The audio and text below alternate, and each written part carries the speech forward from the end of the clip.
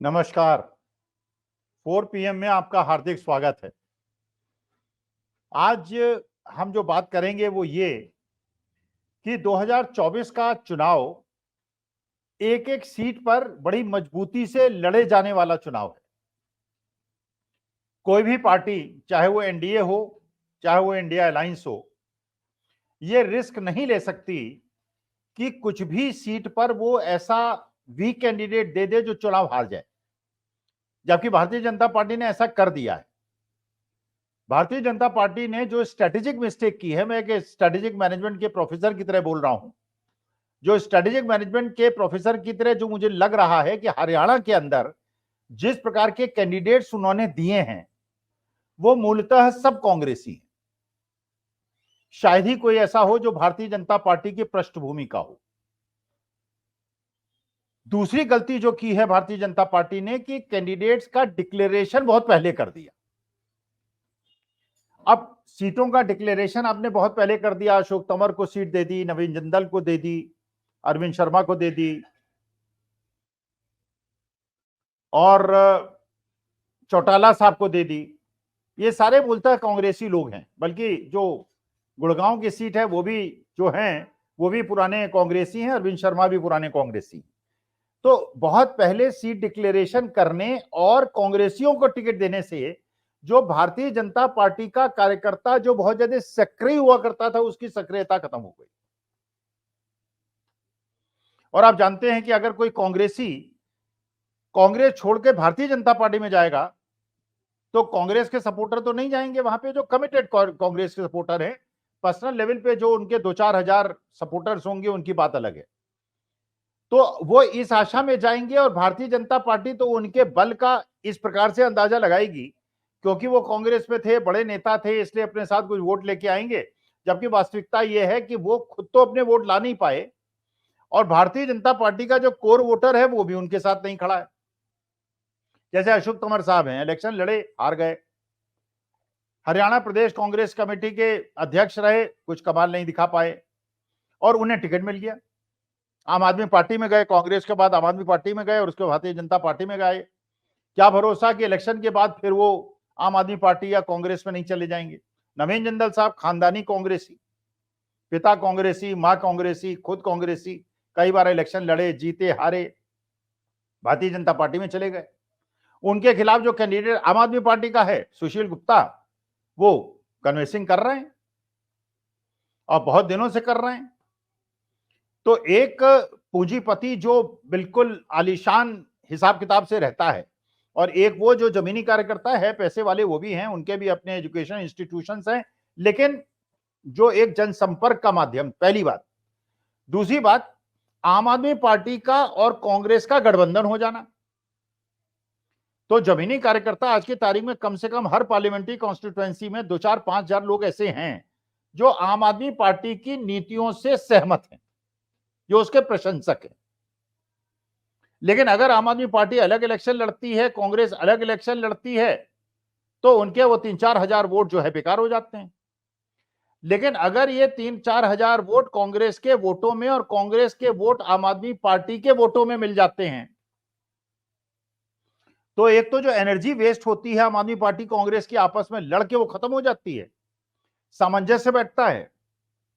और क्योंकि ये जो चुनाव है 2024 का, ये चुनाव ऐसा चुनाव है जिसमें दो धारा बिल्कुल बटी हुई हैं। एक वो जो मोदी जी को प्रधानमंत्री बनाना चाहते हैं और एक जो नहीं बनाना चाहते। जो नहीं बनाना चाहते वो किसी स्थिति में नहीं बनाना चाहते और जो बनाना चाहते हैं वो किसी स्थिति में बनाना चाहते हैं। तो ऐसी स्थिति में जहां की मोदी जी ही फेस हैं और भारतीय जनता पार्टी को जिताने वाले पूरी तरह से उतारू, हराने वाले भी पूरी तरह से उतारू हैं, उस समय कांग्रेस के आयातित नेताओं को टिकट देना मुझे समझ में नहीं आता। जैसे पीलीभीत से जितिन प्रसाद को टिकट दे दिया, मुझे नहीं समझ में आता। अब दिल्ली की बात करते हैं। दिल्ली में आम आदमी पार्टी ने काफी पहले अपने कैंडिडेट डिक्लेयर कर दिए। न्यू दिल्ली से सोमनाथ भारती को डिक्लेयर कर दिया, सहीराम पहलवान को कर दिया। उन्होंने अब जो कांग्रेस के टिकट्स की बड़ी वेट थी कि वो क्या करेंगे, अब कांग्रेस के जो फिर उन्होंने आम आदमी पार्टी ने जो कुलदीप कुमार को टिकट दिया, अब कुलदीप कुमार को ऐसी जगह टिकट दिया ईस्ट दिल्ली में जो कि जनरल सीट है, और एक एससी कैंडिडेट को दे दिया, वो भी वाल्मीकि कैंडिडेट को दे दिया, वो भी चुनाव चिन्ह झाड़ू। तो वाल्मीकि समाज जो दिल्ली के अंदर एक बहुत बहुतायत संख्या में रहता है, जो अपने को आइडेंटिफाई करता है झाड़ू चुनाव चिन्ह से, और कुलदीप कुमार कॉर्पोरेटर भी रहे, विधायक भी रहे, अब पार्लियामेंट का इलेक्शन लड़ रहे हैं, और उनके पिता आज भी एमसीडी के अंदर झाड़ू लगाते हैं और उनके लिए काम करते हैं और गर्व महसूस करते हैं। बेटा भी गर्व महसूस करता है, मेरा पिता जो है वो अपना कर्म जो है, जो धर्म है उसको निभा रहा है, मैं अपना कर्म धर्म निभा रहा हूं। रात को 11 बजे तक, सुबह 5 बजे तक जनता के संपर्क में रहता है। तो कुलदीप कुमार, फिर सोमनाथ भारती, फिर सहीराम पहलवान। तो ये जो कैंडिडेट का, ये वो कैंडिडेट्स हैं जो कि जमीनी कार्यकर्ता हैं और जमीन पे जिन्होंने काम किया है, जनता के संपर्क में रहते हैं। अब एमसीडी भी क्योंकि आम आदमी पार्टी के पास है और उनके आम आदमी पार्टी के काउंसलर्स भी हैं, तो वो भी जनता के संपर्क में हैं। एमएलए भी जाते हैं, वो भी जनता के संपर्क में हैं, और जो लोग एमपी का कैंडिडेट बने हैं वो भी जनता के संपर्क में हैं। कांग्रेस ने बहुत चतुरता से लास्ट मोमेंट पे कैंडिडेचर डिक्लेयर किया। जैसे नॉर्थ वेस्ट कॉन्स्टिट्यूएंसी से ये था कि संदीप दीक्षित को मिलेगा या अनिल चौधरी को मिलेगा या कन्हैया कुमार को मिलेगा। तो शुरू में मानी बात है, आप जानते हैं हर पार्टी के अंदर गुटबंदी होती है, अपने अपने लोगों को सामने बढ़ाने की कोशिश करते हैं। लेकिन क्योंकि मनोज तिवारी के अगेंस्ट कन्हैया कुमार खड़े होंगे, और मनोज तिवारी भी बिहार के हैं और कन्हैया कुमार भी बिहार के हैं, तो दो अलग अलग पर्सनैलिटीज के बीच का संघर्ष हो गया। कन्हैया कुमार एक अलग टाइप की एक पर्सनैलिटी को प्रोजेक्ट करते हैं और मनोज तिवारी बिल्कुल अलग प्रकार की पर्सनैलिटी को रिप्रेजेंट करते हैं। मनोज तिवारी एक कलाकार हैं, एक गायक हैं, एक अभिनेता हैं, और उनके फैंस हैं। एक है ऑडियंस जो उनको सुनती है, उनके गाने को सुनती है, उनकी कलाकारी को दादे देती है। कन्हैया कुमार जेएनयू के प्रेसिडेंट रहे, युवाओं के बीच में उनकी कपील है, आक्रामक भाषण देते हैं, ओजस्वी भाषण देते हैं, जनता से कनेक्ट करते हैं।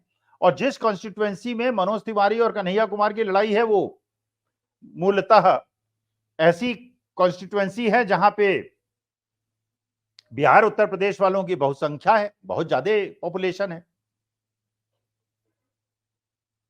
तो कन्हैया कुमार का जो रिप्रेजेंटेशन हुआ और जिस प्रकार से उनको आरोपित किया गया और जिस प्रकार कोर्ट के अंदर उनकी पिटाई हुई, और जिस इसका मतलब यह है कि आपने दिल्ली के जेएनयू को, दिल्ली यूनिवर्सिटी के छात्रों को एक प्रकार से उत्प्रेरक के रूप में एक फिगर दी कि युवा पीढ़ी कन्हैया कुमार के साथ खड़ी है, और जो कलाकार हैं या जो भारतीय जनता पार्टी के समर्पित कार्यकर्ता हैं वो मनोज तिवारी के साथ हैं। अच्छा, अब कन्हैया कुमार क्योंकि उन्होंने संपर्क शुरू कर दिया, और गुटबाजी इसलिए खत्म हो गई कि लास्ट मोमेंट पे टिकट डिक्लेरेशन होने की वजह से जो नेगेटिव काम कर सकते थे बाकी लोग वो नहीं करेंगे। खैर संदीप दीक्षित और अनिल चौधरी पुराने कांग्रेसी हैं तो उनसे अपेक्षा भी नहीं की जाती, लेकिन कन्हैया कुमार का कैंडिडेचर मुझे ऐसा लगता है कि मनोज तिवारी के सामने सबसे अच्छा कैंडिडेचर है, क्योंकि वहां पे दलित पॉपुलेशन भी बहुत ज्यादा है, मुस्लिम पॉपुलेशन भी बहुत ज्यादा है, और बिहार यूपी वालों की भी पॉपुलेशन बहुत ज्यादा है, और दोनों की पर्सनैलिटी बिल्कुल अलग हैं। तो इससे कन्हैया कुमार एक अच्छा कैंडिडेट, और मुझे लगता है मनोज तिवारी के सामने Kanhaiya Kumar is a winning candidate. अब आप देखिए चांदनी चौक से, चांदनी चौक से भी कांग्रेस के अंदर 2-3 नाम चल रहे थे। अलका लांबा का चल रहा था, जयप्रकाश अग्रवाल का चल रहा था। अंतिम निर्णय हुआ कि जयप्रकाश अग्रवाल लड़ेंगे। जो भारतीय जनता पार्टी से कैंडिडेट हैं वो भी उसी कम्युनिटी से हैं जिससे जयप्रकाश अग्रवाल हैं। जयप्रकाश अग्रवाल कई बार एमपी बने, कई बार हारे, कई बार जीते, लेकिन उसी समाज से आते हैं जिसमें बीजेपी का कैंडिडेट आता है, और वहां भी मुस्लिम पॉपुलेशन बहुत ज्यादा है, दलित पॉपुलेशन बहुत ज्यादा है। तो ये जो कॉम्बिनेशन के वजह से जयप्रकाश अग्रवाल एक अच्छे कैंडिडेट स्थापित हो सकते थे चांदनी चौक के अंदर, तो वहां भी मुझे लगता है बड़ी क्लोज फाइट हो गई है। जो कुलदीप कुमार की सीट है वो तो करीब करीब मेरे ख्याल से एक तरफा है। Somnath Bharti also is giving a good fight, क्योंकि सोमनाथ भारती के खिलाफ जो कैंडिडेट हैं, सुषमा स्वराज जी की बेटी, वो बेसिकली वकील हैं, अच्छी वकील हैं, वकालत करेंगी, और मानी बात है कि एक अलग टाइप की लाइफ होती है। जो कलाकार होते हैं, बड़े वकील होते हैं, उनकी अपने ऑब्लिगेशंस होते हैं, उनके अपने केसेस होते हैं। लेकिन हम लोगों को नेता कैसा चाहिए? हम लोगों को नेता ऐसा चाहिए जो जब हम जाएं बाकी काम करे न करे लेकिन इज्जत से बात कर ले, बिठा ले, सुन ले। और इस चीज में चाहे वो कुलदीप कुमार हो, चाहे कन्हैया हो, या चाहे जयप्रकाश अग्रवाल हो, चाहे सहीराम पहलवान हो, क्योंकि सहीराम पहलवान के बारे में भी आप जानते होंगे, चौधरी प्रेम सिंह हुआ करते थे, जो कि कांग्रेस के बहुत तपे तपाए नेता थे, मतलब 7-8 बार के विधायक थे। कोई सोच नहीं सकता था कि चौधरी प्रेम सिंह चुनाव हार सकते हैं। चौधरी प्रेम सिंह को सहीराम पहलवान ने हराया था। खैर वो कांग्रेस में थे, या आम आदमी पार्टी से जीते। माने जमीनी स्तर पे जुड़े हुए नेता हैं। रामवीर सिंह विधोड़ी से उनका टक्कर है, दोनों एक समुदाय से आते हैं। तो ये जो कैंडिडेट्स का सिलेक्शन है, उस सिलेक्शन की वजह से जो फाइट है हरियाणा और दिल्ली के अंदर, जो भारतीय जनता पार्टी जहां 7 सीटें जीती थी पूरी की पूरी, और 10 सीटें जीती थी हरियाणा के अंदर पूरी की पूरी, आज के तारीख में अगर आधी आधी सीटें भी बढ़ जाएं तो भारतीय जनता पार्टी को संतोष करना चाहिए। तो ये रणनीति की लास्ट मोमेंट पे कैंडिडेचर का डिक्लेरेशन हो, जो वहां की जातीय समीकरण है और सारी चीजें हैं, उसको देखकर ऐसा लगता है कि कांग्रेस जो नॉर्मली गलती कर जाती थी कैंडिडेचर के सिलेक्शन में, वो इस बार गलती उसने नहीं की। चाहे वो राजस्थान हो, उसने गलती नहीं की। राजस्थान में भी बहुत सारी सीटों पे ऐसा है कि कांग्रेस और बीजेपी में कौन आगे निकल जाए कुछ कहा नहीं जा सकता। गुजरात के अंदर भी परेश धनानी को जिस प्रकार से पुरुषोत्तम रूपाला के साथ सामने खड़ा किया गया है राजकोट से, तो राजकोट सीट अभी तक मानी जा रही थी कि भारतीय जनता पार्टी की सेफ सीट है। लेकिन अब जो पुरुषोत्तम रूपाला सामने स्टेटमेंट दिया है,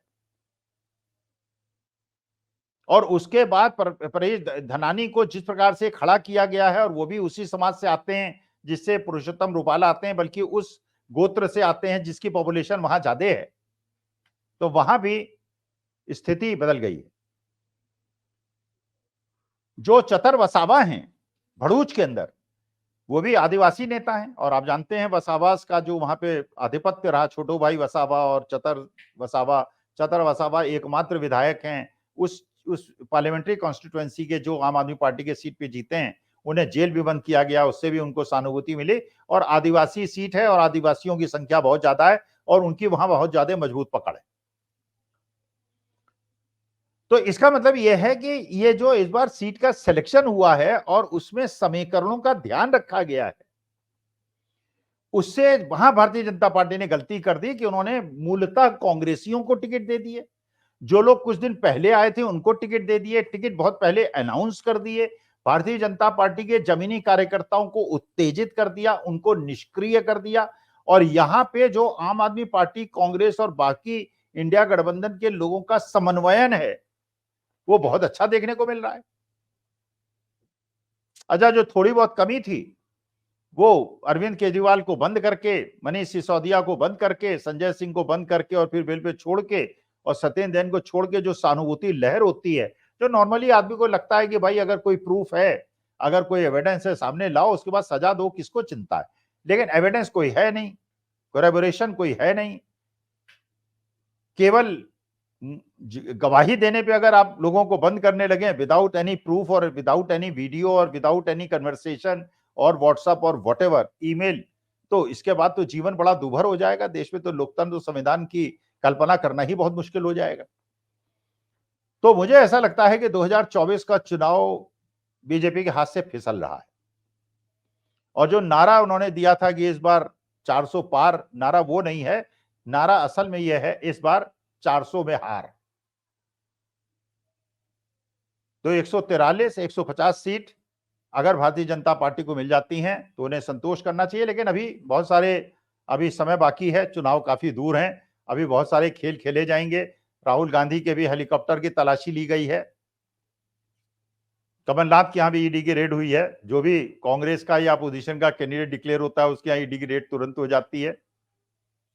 भगवंत मान भी गए अरविंद केजरीवाल से मिलने, तो उनकी आंखों में आंसू आ गए जिस प्रकार से ट्रीट किया जा रहा है अरविंद केजरीवाल को। तो ये सब भी होगा, दमन भी होगा, पैसे भी नहीं रहने दिए जाएंगे।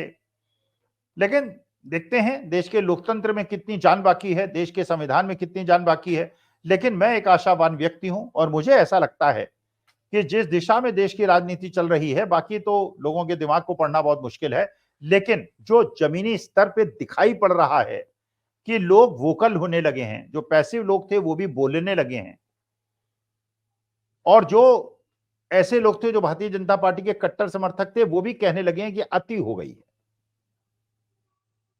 इतना ज्यादा नहीं हमने सोचा था कि ऐसा होगा। ये तो अब सेलेक्टिव बेसिस पे नहीं हो रहा है, अभी तो बिल्कुल कमलनाथ क्या भी होगा, मतलब सब, डीके शिव कुमार क्या भी होगा, सिद्धारमैया क्या भी होगा, स्टालिन क्या भी होगा, ये सबके यहां होगा। और इससे एक काउंटर प्रतिक्रिया और सहानुभूति वाली चीज, अगर इंदिरा गांधी को 1977 के बाद अरेस्ट न किया गया होता तो शायद 1980 में इंदिरा गांधी वापस ना आती। लेकिन इतिहास से सबक शायद नहीं सीखा। अब देखते हैं भारतीय लोकतंत्र में कितनी जान है, देश के जनता के अंदर लोकतंत्र और संविधान को बचाने की कितनी ललक है। ये तो समय बताएगा, और समय बताएगा उसके बाद फिर चर्चा करेंगे। नमस्कार, धन्यवाद और बहुत बहुत आभार।